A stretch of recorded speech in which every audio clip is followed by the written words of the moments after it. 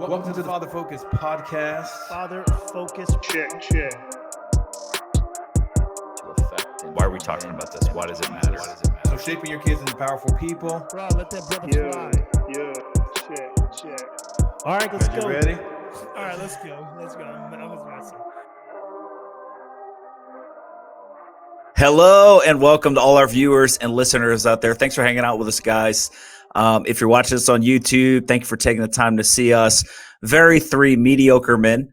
And listen, we're just doing what God gave us to do. So if you have issues with that, just take it up with him. But if you're listening, we're just glad you're here. Jermaine, how are you guys doing? Man, we are great. I'm great. I'm speaking for you. I'm doing awesome. I'm doing well. It's just 27 degrees, but other than that, I'm good. Well, I'm doing terrible, so I'm glad you guys are having a great day. It pretty much snowed all day here in Detroit. It sucks. I wish I was living in the South right now. I am in the rough. South. I'm in Baton Rouge, and it is about 75, 78 degrees right now. I was actually really cold this morning. I walked out of my house. I think it was 62, and I ran back inside to get a coat. No one cares. All right, that's enough of you. No one All right, you cares. get out of Get here, off. Jermaine. I'm done. Get off the podcast. Oh man, but 60 degrees. seriously though, even though the weather sucks here and some people are complaining about nothing, they need to grow up here. We are so excited that you guys are hanging out with us. Good to see you guys and excited about the show today. It's an honor to be with you guys. How's life? How are you guys doing? How's your family going? We're doing well. I mean, my kids are all getting over having colds, so it's kind of that season where sick kids, yeah, it's kind of like these drastic changes. It was like 67 degrees one day, and then now it's 27. So that's kind of what we're battling right now, congestion and whatnot. But pray for my wife. So Mike, we're all good. I mean, hey, everybody's healthy, and can't complain about anything. We have a lot of fun around my house, so no sickness. Come on, rocking on. How much weight did you guys gain over Thanksgiving? Actually, surprisingly for me, and Jermaine's a beast. Like if he would lift up his shirt, you'd see veins running through his abs. For me, no, I was actually quite intentional this Thanksgiving that I was like, man, I do not want to be a glutton. So I literally only had one plate of food, and then I ate a little bit more at dinner time. So I didn't really eat much of anything, honestly. Wow. Jeremy, just get out of here, okay? I didn't gain any weight either. I mean, I just continued to. I mean, I ate more than one plate of food. I just kept working out through it all. I didn't go crazy. I just didn't go super crazy. I didn't stuff myself. Yeah. I ran every day, and I still gained weight. So kudos to me. Cheeks, actually. Shut up. All right, moving on. No, just excited. Before we jump into the rest of the podcast, just want to remind you guys that are listening out there, thanks for hanging out with us. We'd love for you guys to share this with your family and friends. Give us a like on social media and subscribe to our podcast on all podcast platforms out there. You can find us on Instagram at Father Focus Podcast and on YouTube at Father Focus Podcast. If you like us and like this conversation, do us a favor and let us know.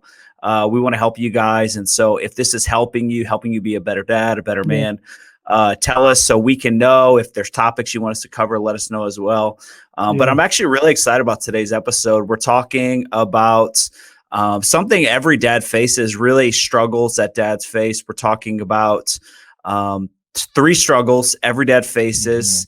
And we know this because we've all been dads for a while. No matter how good a dad you are, right? You're going to hit a wall. And I think we can all agree on that. And I think no matter how intentional you are, good dad, bad dad, good days, bad days, I think you're going to struggle at times to find the strength or motivation to put your kids first. Would you guys agree with that? Absolutely.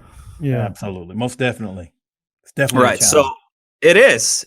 So hopefully we're going to make all the dads out there listening feel a little bit better about themselves and realize you're not the only one struggling through these things. But we don't just want to talk about the negatives. I think we want to look at solutions so we can be the type of dads that I think we all aspire to be. But before we jump into that, I know last episode, Jeremy, you shared that story about your kids drinking chocolate milk off the floor, which I told my kids about. And the question they asked me in the car, they said, why were they licking it off the ground? And I said, well, that's what Jeremy taught them to do. So they understood from there. But it just reminded me, have you guys ever taken your kids out to eat? Yes. Never. Yes. No, of course I have. Was that an enjoyable experience for you guys? Because typically it's pretty terrible for me. I have 5 kids, and we have to manage them very well. Yeah. So we actually just went out yesterday after church, and it was an interesting time. Herding cats. Yeah, basically every time I take them out, I'm like, I'm never doing this again. I'm never doing this again. But so probably 2 years ago, so our daughter Brooklyn is extremely picky, and she tells you exactly how she thinks and how she feels in the moment, and holds back and doesn't care about your feelings at all. Basically, she's just like me. And so we took them out to eat at Texas Roadhouse. Thank God for those rolls. They're amazing. I don't know if you guys ever taken their kids there. But every time I take her out to eat, she's more picky than she was the time before. Like, I don't understand it. Like, constantly changing her mind. And her list now of things that she's willing to eat is 2 things. Basically, pizza and sugar. That's it. Like, that's all she'll eat. And so I know. Smart kid. It's basically the diet. It's the diet I've had most of my life, which is why I'm complaining about gaining weight on Thanksgiving. But so we took them out to eat, and at this point, she really loved corn, right? I mean, she loved it. She was like, "Oh, Dad, can I just get a big bowl of corn?" Corn's not really a vegetable. I learned that later in life, and I got really depressed that I realized my whole childhood I basically never ate vegetables. But wait a minute, corn? Are you serious about that? Just no, not a vegetable. Corn is not no nutritional value. It just goes right in and right out. It doesn't do anything. It doesn't break it. Your body can't break it down. Especially this new GMO corn that we have, right? It's the best. But regardless, she ate something, so I was celebrating. So they brought the corn out in this massive bowl. I mean, it was probably like a pound of corn. I probably spent $10 on it. And so I put it in front of her, and she's like, "What is this black stuff on there?" And I look at it, I'm like, "Brooklyn, that's pepper." She goes, "It's gross. I don't want to eat it." I'm like, "Listen, kid, I paid $10 for this corn. You're going to eat the corn." She goes, "I'm not eating it." I said, "You will one way or another. You will eat it, or I'll make you eat it." Those are your choices. So I'm trying to convince her to eat this corn, right? And I'm like, "Brooklyn, just try it. If you try it, you'll like it. It's just pepper. You have pepper in your food all the time. You don't even know it. It's not that big of a deal." So finally, after talking to her for about 5 minutes, I know you guys know the scenario. All the dads out there, you know the scenario with your kids. She finally takes a spoon and puts it in her mouth and is just dead staring at me the whole time. No facial expression, just chewing and staring at me in my face like, "I'm going to show you, guy." So she chews it and swallows it. And I say, and I'm like expecting her to say, "Oh, wow, that was really good, Dad. I loved it. That was so delicious." So I say, "Brooklyn, what did it taste like?" I am not kidding you. Without any facial expression whatsoever, she looks me dead in my eye and she says, "Garbage." That's what she said. Garbage. Trash. Oh, no. Straight garbage. You know those moments as a dad where you're not supposed to laugh because your kid's just acting like a total, kid, but you want to so bad. Brat. A total brat, yeah. Nice I had to turn around and look the other way because I was cracking up laughing the whole time because this is parenting, right? This is the reality of having kids. That's what I want. She just started cracking up laughing. Like she thought it was the funniest thing in the world. So guess who ate the rest of the corn? Guess who ate the rest of the corn? Me. I ate that $10, no nutritional value corn because my kid wouldn't eat it. So did her that sister eat her is corn. That's the question. Did her sister? Oh, Harper eats everything. Brooklyn will eat nothing. Harper eats everything. Oh, all my kids love corn, but I grill it when y'all come over in March. I'm gonna make them corn. I'm gonna put lots of pepper on it. Some butter. What is that black stuff on there? Oh, yeah, man, that's hilarious. Well, we'll try. Yeah, we'll keep trying.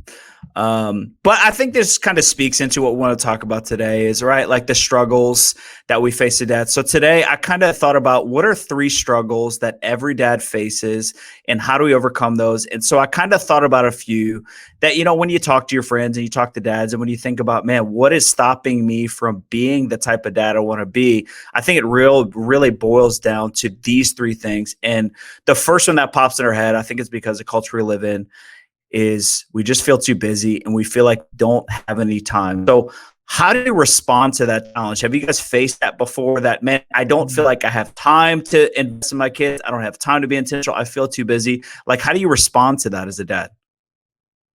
Yeah, absolutely. I mean, as you said earlier, we're all dads. I have 4 children. And so it's just gets like it gets busier. They're all wanting time. One thing kids constantly want more of is time. But one of the ways I've dealt with that is like practicing and creating a habit where I create margin in my life. Like Yeah. margin is so important. Like if you look at books, for example, books have margins. If it didn't, it would just be words kind of smashed together, and you wouldn't be able to differentiate like thought or or distinguish a sentence from the next sentence. And so creating that margin in my life, like intentionally that's good. putting in spaces where there is nothing, and creating that margin so I can put in those other things intentionally that I would otherwise not have time for. Yeah. Yeah. Well, That's good. I think for me, and quite similar, is we could all say that we're all very busy. We all have a lot of different things that are going on in life.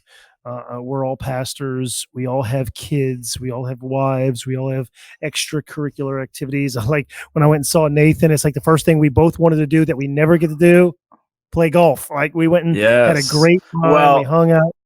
I don't know if I'd call What? it playing golf or losing golf balls for me, but whatever. Oh man.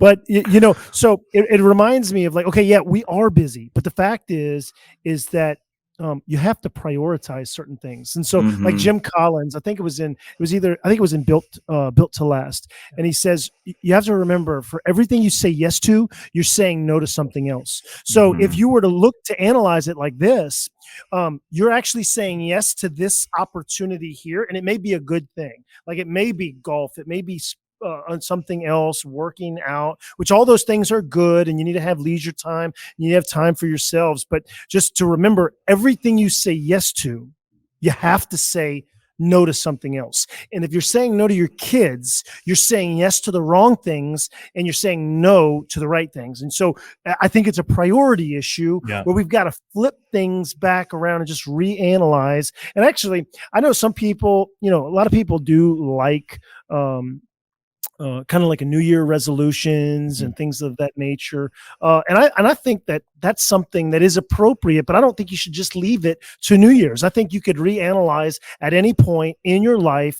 And I try to do it 2, 3, 4 times a year where I'm like, all right, what am I doing? And say, okay, what things do I need to say no to? Because I am busy and I'm okay with being busy. I want to be productive, but I got to remember I only have 48 hours in a day and I'm sleeping 8 hours. So, there's 16 more hours that I got to figure out what I could do it. And my kids and my wife and my family, they're number one. So, right. I mean, I think, just reflecting on this, I remember in my 20s, I felt like I had so much time. Yeah. And then you get married and you still have a decent amount of time, right? And then you have kids and you have 1 kid. In my case, you had 2 right off the bat. And then you have 3 kids, and in Jeremy's case, 500 kids. You know what I mean? Like you just have a lot of kids and you realize, oh my gosh, like I have no time for myself. And so I think a lot of times as dad, it's that temptation of the little time I do have, I just want to keep my sanity, right? And we give so much to our jobs. And a lot of dads on the weekends where they're absent because they have a lot of hobbies they do. But I think the argument that I would make that I think you guys are pointing to is there's a ticking clock on the amount of time you have left with your kids. Absolutely, right? Yep. Like it's not static. It's not down. If anything, it's speeding up. Time your kids in the high school, I feel like that time just like flies by in a second. Yep. I would almost argue that like you have so little time that this has to be your number one priority. Like Absolutely. You are so busy that this has to be at the top of your list because you're not going to look back in 20 years and think, man, I wish I would have played an extra 20 rounds of golf. I mean, maybe, but I guarantee you would, if you neglected your family, I think you're going to regret that at the expense of other things in your life. And so I think, we are busy. I think acknowledging that and saying, hey, it's okay sometimes to not feel guilty about taking time to do something you want with the goal of I am going to re-energize and refresh myself again so that I can give more to my family, right? That's the idea. Yeah. The priority is I want to be a great husband and I want to be a great dad. And the things I do for myself is ultimately so I can be better at those things, right? Yeah, absolutely. Yeah, that's another thing I want to add is just Jesus was approachable and interruptible. So one of the things I Mm, try to be interruptible. If my wife needs me, if my kids need me, that margin Mm, allows me to create space and also trust God that by obeying God, right, by loving my wife and loving my family and giving them that time, that I'm trusting God to redeem the time. I'm trusting God yeah. with my time. That yeah, yeah, as I'm giving this, being like Jesus, interruptible on the way here, on the way there, he's being interrupted, right? He's on his way to heal this man's daughter. He's interrupted by the woman with the issue of blood. Is Mm. being interruptions, and somehow God had a way of redeeming those. yeah. So I have begun to really allow my time, allow myself to be interrupted when need be. Hmm. Yeah, that's really good. I think if the first issue is time, like we're too busy, I think the second issue is a lot of times you just feel too tired. Right? Like you just, even if you have the time, Uh-huh. you are so Yeah. drained from Mhm. Right. the work, and Everything your else. boss is kicking your butt, and Yep. like, I mean, even just being a dad, chasing kids around the house and feeding them, and then you have to cut the grass and all those other things. Like you're constantly feeling exhausted from all the things you're carrying on your back. What do you do with that? Because I know you guys feel that way as a dad sometimes. Like, how do you overcome that feeling of exhaustion you feel sometimes? Yeah, that's I'll take that and I'll say honestly, we're all the same, you know. And Hmm. so that would say that this is what our day looks like. Just like you said, we're waking up, we're going to work. If you're working out, you're doing these different things, and I take my kids to school, and then you go and you work. It's mentally exhausting, and Yeah. sometimes mental exhaustion is just as more difficult than physical exhaustion. You know, if you're Yeah. physically exhausted, yeah, I mean, you're tired, but sometimes you could still think. Like after you Mhm. work out, like that one time I worked out, I was so tired. No, That one time you worked yeah, out that yeah, one yeah. time. Way to go. And so, you're literally Oh, absolutely crushed mentally, physically, Hmm. and then there's nothing left to give. And so, uh, one of the things that I try and do, like just practically, I'll go home and actually take a shower. It's one of the first things that mhm. I do. And I'm like, Mm. and literally it's like rejuvenating for me, like just getting in water. Sometimes I'll literally take just a cold shower, and it's like just to rock my world and get me, amped up to go. Cause again, it's like my kids are always wanting my attention. Like they're wanting to talk, and there will Yeah. be a day, and we've all heard it. And right Mhm. now, I mean, all of our kids are young. So for us, it's just what other people have told us. And I'm leaning into that because they want our attention now. There'll be a day Mhm. when we want their attention, right? So they're Right. coveting our attention. They're constant, and I have the future in mind a lot of times. I'm like, okay, well, I know, like you were saying earlier, Nathan, I think it's so appropriate that we do have a limited time. So I keep that, like that reality, in front of us, that we only get a few more years with all of them, 18 years. Yeah. My wife and I, we deliberately held all of our kids back 1 year. So we held them back from going to kindergarten 1 year specifically Mm. so that I could have them for one more year. That was literally the only reason. Well, there was another reason too. They talked about, development and education, being a little bit older, being more mature, and it's a Right. little better. But anyway, so we made that decision, but again, like being so tired. So that's like one of the practical things. Like I will literally take a shower when I get home. And then another thing, I have a friend who is a Navy SEAL. He was a Navy SEAL. He got out in 2011, I think. And one of the things that he told me was that his mentor, who was a Navy SEAL, told him is that you need something to get you through the hard times during Yeah. buds. And I mean, all of us love, the idea of, Navy SEAL training and Hell I Week. And it's love like, the idea. I love the yeah. idea of Live. someone else Live. doing it. Yeah. Someone else. I That's mean, dude, these awesome to guys, read it's about. intense. But you have to have something bigger than yourself Mhm. motivating you to get you through those times when you're tired. But then there's a lot of practical things you can do too. Like, hey, listen, if you're staying up late at night watching TV, well, you're being a foolish dad, and you need to go to bed early because you're wasting their time Yeah. with television. But those are just some of the things that I think, again, I like practically. I'm like, eating the right Yeah. food, trying not to eat junk food, and I'm trying to go to bed early. I literally a cold shower. I can't tell you how many times that I do that all the time. I'm actually quite tired right now, so I think I'm going to go do that when I get home.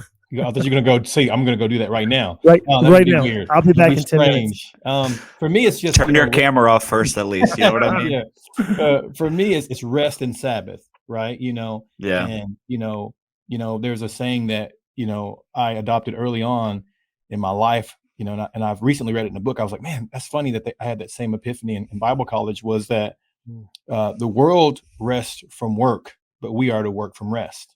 And this whole John 15 thing for me was the Lord was really challenging me on, like, the fruitfulness of my life comes from rest, from John 15, from abiding, right? That tree is rooted and the fruit comes from it being rooted and being planted. Psalm 1, those, like a tree planted by streams of water who bears fruit in its right season, or in every season. And so for me, I've had to be intentional with rest and with Sabbath, right? Because there's always something to do. So I'm literally intentionally saying, I'm not, people think, when we're being still, we're not doing anything. But sometimes being still, you can be still and accomplish everything, and you can be still and do nothing.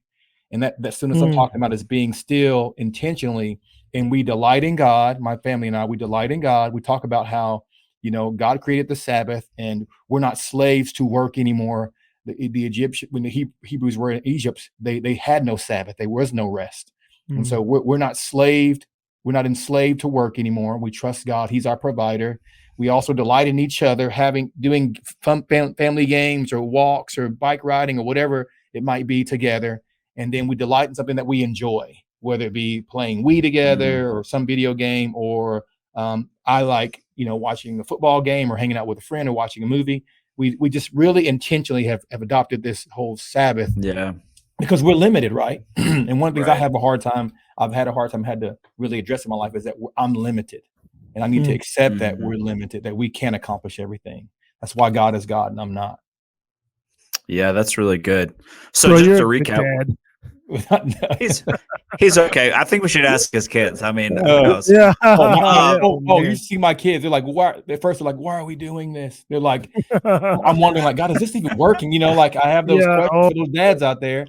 Like, are they even getting it? Like, sometimes they're like, they're daydreaming or picking their nose or messing with each other or running out of the room. Like, I wonder if they're even catching it. But the Lord just be faithful, right? Just continue. Yeah. No, that's good.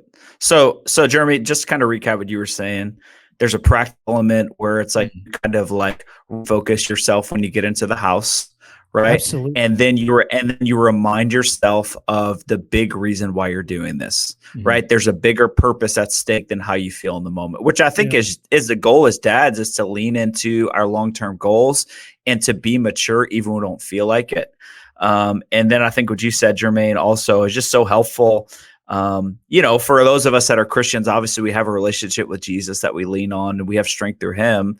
But I think even if there's people listening that aren't Christians, I think the goal is don't spend yourself so thin that you have nothing left for your family, right? Yeah. Create some intentional rest time for you and your family. That's not always about busy. I mean, I just think about those families who are in 10 extracurricular teams. Their kid plays year-round soccer, Friday all day after work. They're going to this event Saturday all day, Sunday after, if they go to church or if they don't go to church. It's literally their whole weekend is full of all these things, and they're tired and exhausted. And you almost wonder, like, you hate your life. Why are you living this way? Like, why not create margin? Why not have some time where it's not like, God, I just can't wait to get vacation so I can finally have a break to live that way, right? You can make some practical adjustments in your life.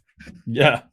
Yeah, Nathan, actually saying that, it's because everybody's going down the stream of culture, and culture is crazy. Culture is insane. And it's like, we have to be counterculture in the way we're wanting to raise our families, because I don't want my family, I don't want my kids to look like the world around me. It's chaos. Like, I want them to be something different. Like, I want them to be godly kids. I want to be the productive members of society. I want them to grow and to pay their taxes. I don't want them to be corrupt. I don't want them to end up in jail. Just the extreme things. But the reason is because we push them so much, and they themselves, some of them don't even have free time. I mean, it's absolutely insanity. Yeah, I agree with that because again, how many of this generation are anxiety medication, Oh, right? it's crazy. Or they're Yeah. depressed. I mean, at Yeah. younger ages, right? You're seeing this like, what's going on, and there is this like addicted to busy, like go go go go go all the time, perform perform perform perform perform. And when I look around and I go, man, something is wrong. And then there's a meltdown or something that happens that's tragic. It shouldn't take a tragedy for us to consider the trajectory of where our family is going. We should be That's good. taking Yeah. the pulse of our family all the time and saying, sometimes it's telling your kids, no, it's not that whether you're not able or not. It has to do with like this intentionality of where you're wanting to go and the health of your Right. family. Bro, that's Right. good. So maybe dads out there listening, maybe it's time to reevaluate your schedule a little bit. Is there time in there where you as a dad are resting, that you're intentionally setting aside time where your family has nothing to do, there's nothing on the calendar, and you're just being? Mhm. Right. There's power and rhythm in true rest, not sitting in front of a TV and vegging out. Not that that can't be restful, but intentional time that rejuvenates you as a person so you have Mhm. something to give. I think that's a really healthy thing for all of us to evaluate on a basis, because we are addicted to busyness culture. And if you don't step outside of it, you don't even realize how busy you are until it's the end of the year and you're like, good Lord, I'm exhausted. Like I have Right. nothing to give. I hate my Yeah. life. I hate my boss. I don't want to come home. That's not the way we're designed to live. And so I think it's just a really good reminder for us. Hey, let's reevaluate, like, what are prioritizing? And I think one other thing that it makes me think about is Hmm. when I live that way, I'm unintentionally teaching my kids to live the same. Do I Absolutely. Yeah. want them to live exhausted the rest of their life? No, I don't. So I'm teaching them healthy balance, healthy rhythms in their life now. So when they're older, they'll do the same thing with their kids, because you Yeah. can't get those moments back. All right, one more thing. I think the third struggle, we've talked about the busyness, right? The struggle that is. The other one is, as dads, we feel exhausted all the time. I think the last one, and being a youth pastor, I've dealt with a lot of parents who typically in the teenage years is a lot of times when kids really get into some dumb things. I know I did. And parents will ask for meetings and their kids are in crisis mode. What do I do? We're in an emergency crisis situation. I need help. Mm. And, I'll just try to encourage them as parents to really take that role as leaders. And I've heard so many times where parents will just admit to me, I don't know how to be a guide, a leader, a mentor, an influencer in my kid's life. I don't feel qualified to do it. And typically they'll say, this is one of the main reasons, because I messed up as a kid too. Mhm. I don't have anything to give Yeah. because I messed up just like them. So what do you say to those parents that feel unqualified to be mentors and leaders in their kids' lives? Yeah. I think one of the things that we can quickly remind everybody is that, and this is scary, somebody's going to influence your kid, and it better be you. Mhm. So if we take the mentality and we're paralyzed by that fear, and I recognize that it is a real fear that people will struggle with, and at times maybe all of us have felt unqualified. And if we're good parents, that may weigh on us, especially when they're starting to go through different things like, how am I going to do this? I don't know what to do. Like, I need to search the internet. I need to go listen to somebody on parenting. Right? We all have that. But I think it starts with the recognition that someone is going to be influencing our kids. And if we're not the Mhm. ones telling them who they are, then somebody else will. If So we're not good. telling them who and what they can become, somebody else is going to tell them who they can become. And it may not be your ideas. It may be a different idea. It may Mhm. not be a godly Yeah. idea. It may be something that is, again, we're just going down the stream of culture. And when we're trying to be counterculture, we're trying to raise our kids to be godly people.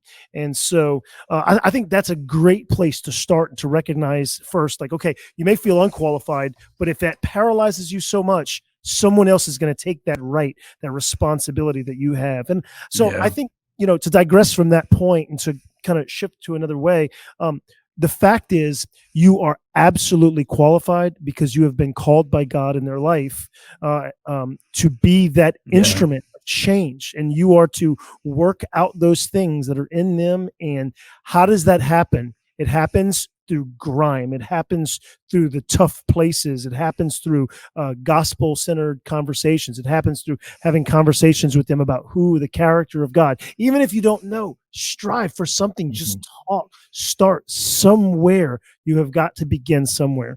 And so again, I would say as best you can, don't be paralyzed by it. Don't be paralyzed, and you have to act. And here's the thing. Many times your kids are looking to you first. And if they don't get that from you, then they're going somewhere else. So I'll tell you, real quickly, my son, he's 8 years old, and I'm just now starting to kind of let him out of the house, going off with some other boys in the neighborhood. I know their families. Some of them go to church, some of them don't. And they just go play football. And I'm trying to keep my house as like the fun place. So, they're coming over. We're playing football. Like I'm playing tackle football with 8-year-olds. It's hilarious because I win. I mean, I'm stiff arming them, lifting them up, slamming on the ground. Wow, I can't even. Those poor kids. You gotta, dude. How many fights have you gotten with other kids' dads in your neighborhood? Oh, 0. I've got a fight with 2 8-year-olds. Yeah, and I won both. So I'm just saying. But so I like the idea of, as I'm letting my son out, I'm kind of like, in the mix of who it is that he's talking to, what's going on. And I'm starting to see it now that he's very anxious, that now that he's gotten the feelers out there to go play, now he wants to do it all the time. So now I'm having to manage like, no. The influence that he wants, or the interaction that he wants to have with other people, I have to reel that back and say, hey, no, we're going to start here at the house. I'm not going to let you go out because we're going to have some conversations. We have things that we're going to do. We're going to work. We're going to clean. And anyway, so I think some of those things, just to remind yourself that you are the one that has the most influence right now in their life. Yeah. And so as best you can, break out of that, of being paralyzed. Even if you don't know, do something. Something is better than nothing. Yeah. I'll just add to that is that, we live in a culture that penalizes mistakes. So, it's like we're always grading, how much do you weigh? How tall are you? What do you run your 40 in? What's your GPA? What's your RA look like? What is, we're always counting and measuring, and that has a place, but it also creates this overly critical, competitive culture where we're constantly comparing and we're constantly critiquing. And then what that leads to is that we internalize that, right? But as believers, when we truly receive the forgiveness of God, when we truly experience it, right, we then are able to give that, right? Because shame doesn't say I made a mistake, right? Shame says you are a mistake, right? And when we're walking in shame, when we're walking in that kind of that condemning type, that condemnation, right? It literally it's like a weight, right? That the enemy will try to weaponize, right? He'll use our mistakes. We're human. Look, I'm human. I've made mistakes. We failed. We're imperfect, right? There's none perfect but Jesus. But the enemy will weaponize our mistakes and use them against us to silence us, right? To paralyze us. We have this kind of analysis paralysis, allowing our past, if we're not careful, we will allow our past to define our future or our children's future. And we live our lives in fear. And so what we must do, we must realize, hey, I'm imperfect. And there's a saying, it says, a wise man learns from his mistakes, but a wiser man learns from another man's mistakes. Yeah, that's good. So my child doesn't have to make the same mistakes I made. They can learn from my mistakes. They can learn from the mistakes of others. There are mistakes that I haven't made, and there are those that I have made. And rather than hiding those, right, those scars, right, scars showcase healing. We show them, right? We show them our imperfections. Jesus showed his scars. I asked this question, I was reading one day, like, why did Jesus allow his scars to remain after he was resurrected? Like, when he laser removed those things, like we have all these surgeries to remove scars, but those scars tell a story. We can God can use our pain and redeem our scars to actually win the hearts of our children if we will allow him to. That's powerful. That's powerful. I think there's probably dads, maybe parents listening to this podcast right now that have probably felt for a long time that they weren't qualified or had real authority to speak into their kids because of their own mistakes. Yeah. And, as you were saying that, I think when we get healing and clarity from our past, then we can look at our kids and say, yes, I failed, but I love you enough to not let you walk through the same pain that I did. Right. And if we don't, essentially what we're saying is we're allowing our past failures to define our kids' futures. And no parent wants that for their kid. Like, I want my kids to be better than me. I want them to experience more joy, more peace, more hope, more success, more fruitfulness in their life. And so what that means is that, like you said, Jermaine, I'm going to have to share my battle wounds and my mistakes and my failures and my stupid moments so they can learn from those. They'll probably make their own too, but I'm never going to say, hey, listen, I mess up in that area, so who am I to say anything? You have been called to this task as a parent, as a dad. And so don't allow what you did before to define who you're going to be today. This is a new opportunity as men to rise and step into who God has called us to be. And even if you're not a Christian, do you really want your kids repeating the most painful things that you still carry in your life? I know you don't. And so I would encourage you as a dad that's listening to this podcast, be the dad you wish you had when you were a kid, right? Like, call your kids higher. Let your ceiling be their floor. Let them stand on your shoulders and go somewhere better than you were. And, as we kind of close out this episode, I think there's probably so many men. I wouldn't say, I don't know any dad who doesn't feel at some level a little overwhelmed by the task of raising kids. I think we all feel that way. I think that's pretty normal. And if you don't feel that way, you might not realize what you're created to do. But I want to encourage all you guys out there, like, the most important thing you can do is just keep showing up. Like, you're going to make mistakes. You're still going to fail. But just keep going at it. And I think there's gonna be moments where you feel tired or overwhelmed or exhausted and don't feel like doing what you know you're supposed to do. Do it anyway. Absolutely. Do it anyway. Keep showing up. And I guarantee you, in 20 years, you'll be thankful you did. Right? You'll be thankful you did. So I just want to encourage you guys with that. And I'd love to pray for all the dads out there as well. So if we could, as we kind of close out this episode, I'd love to pray for all the dads that are listening. So God, we just thank you so much for every man listening to this episode. We just pray in Jesus' name that you would show yourself strong to them. God, we just pray for men that feel overwhelmed by the task in front of them. They feel tired and busy. God, would you help them in Jesus' name? And also, I just pray for men that feel unqualified because of their own mistakes. God, would you bring healing to their heart again, Lord, that they would see that you came to bind up the brokenhearted, to restore to us who we are. And God, that they would be the voice of wisdom in their kids' lives. So they wouldn't allow their past to define their kids' future. And so, God, we thank you. It's a new day for them. We bless them. We thank you they will be the men God created them to be. In Jesus' name we pray. Amen. Amen. Awesome. Phenomenal. Thank you guys for joining us today. I want to encourage you, subscribe to us on every podcast platform, on YouTube as well. And we'll see you guys next time. You guys have an amazing week. Thanks for joining us on the Father Focus podcast. See you guys soon.